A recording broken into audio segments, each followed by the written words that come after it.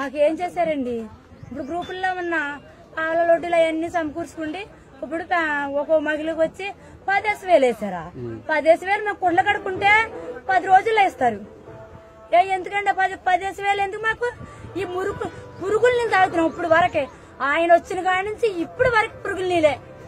మాకు ఎందుకు 10,000? మాకు ఏదో ఆయన గుర్తింపుకి వేసినట్టే. అవి మాకు వేసిన అయిపోయినప్పటికైనా చంద్రబాబు నాయుడు మాకేం చేయాల.